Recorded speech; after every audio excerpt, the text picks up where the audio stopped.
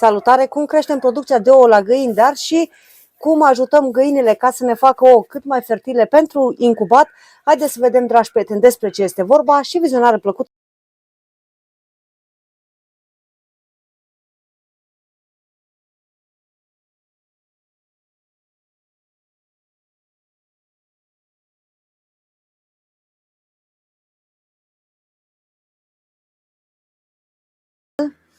Fără chimicale și fără toate minunile care le găsim în comerț, dar și cum menținem păsările sănătoase și cum putem să creștem în mod natural fertilitatea la ouă atunci când vrem să le punem la incubat.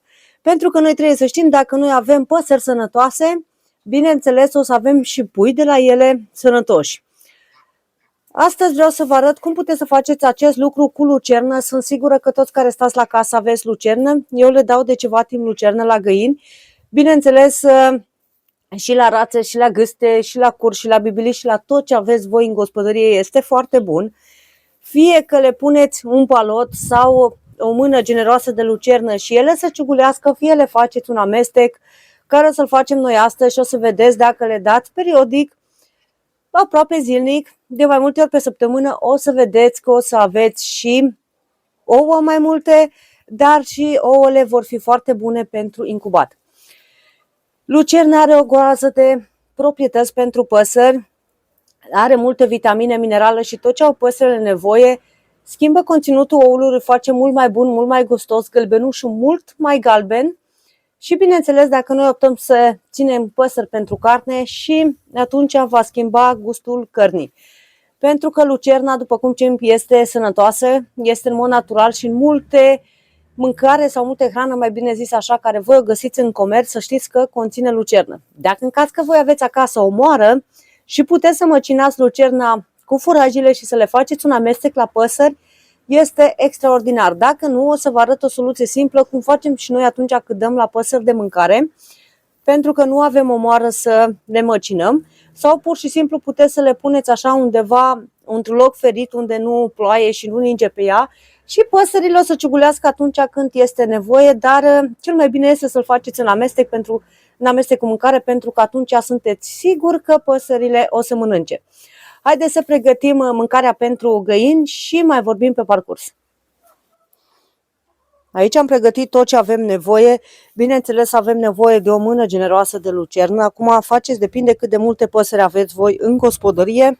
Și aici avem grupul umflarea soarelui măcinat. Dacă nu aveți așa ceva acasă pentru că le dați boabe întregi, puteți să puneți mălai și, bineînțeles, apă caldă, nu fierbinte, apă călduță. Și acum ne apucăm să facem, să mărunțim un pic ca să putem să facem un amestec.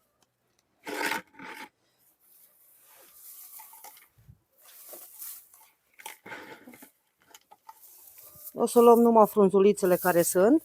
Restul, dacă aveți iepuraș, puteți să le dați la iepuraș, pentru că se bucură și iepurașii de ele. O să luăm numai frunzulițele astea care sunt, pentru că ăsta oricum nu-l mănâncă găinile. Dar v-am zis, dacă aveți posibilitatea să îl măcinați, este foarte, foarte bun. Lucerna are o groază de proprietăți bune pentru păsări și ajută la menținerea păsărilor sănătoase, ajută la ouat, o să-și dea drumul găinile să ouă mai mult și mai ales acum cum este perioada de ouă la incubat, o să vă ajute pentru că crește și fertilitatea. Deci aveți numai o groază de beneficii și chiar merită să faceți acest lucru. După cum ați văzut la noi pe canal, găsiți multe lucruri despre creșterea și îngrijirea animalelor din gospodărie.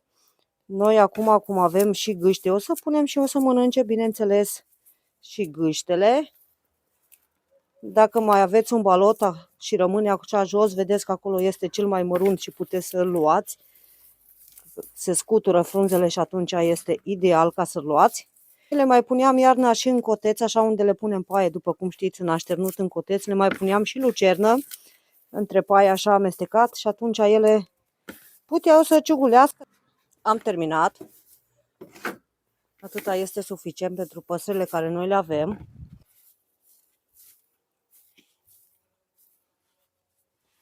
O să vedem dacă o să mai trebuiască.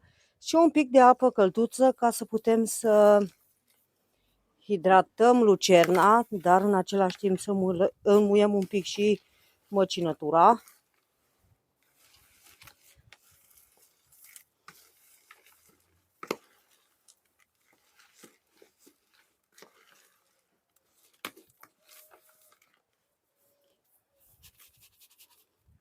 Și faceți în funcție de câtă cantitate vreți să faceți, nu există o cantitate anume, fiecare face în funcție de cât are nevoie și câte păsări are în gospodărie.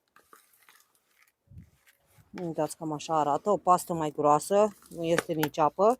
O lăsăm 5-10 minute la hidratat și numai bine să umflă un pic și măcinătura și să hidratează un pic și lucerna și după aia mergem și dăm la găini. Am pus aici în 2 caserole de plastic.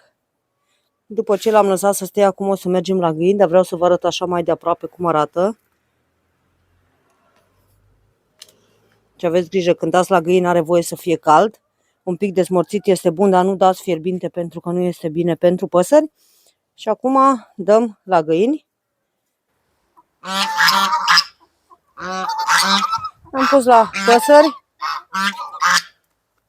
Acolo avem gâștele care mănâncă.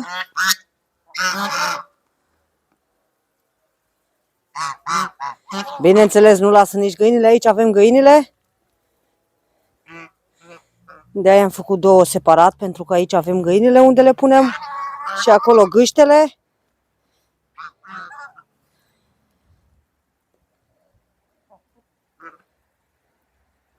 Aici am lăsat, trebuie să iau pământul că l-am pus atunci, vedeți acolo caserola aia, i-am pus cu iarbă de grâu. Dacă n-ați văzut acel videoclip, intrați să vedeți, pentru că are o mulțime de beneficii. Noi dăm foarte mult lucruri naturale și încercăm să ținem păsările cât mai natural cu putință. Și da, ne fac ouă și în această perioadă. Găinile, așteptăm și gâștele să înceapă oatul, dar mai un pic când o să dea un pic căldură o să înceapă și gâștele. Pentru că și anul trecut ne-au făcut ouă. Ele sunt tinere, sunt de anul trecut și ne-au făcut și ouă și ele. După cum ați văzut, am avut și pobocei de la ele.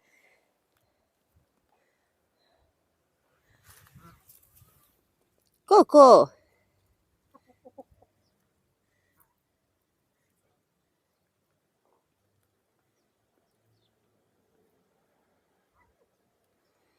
O mulțime de vitamine, o mulțime de minerale.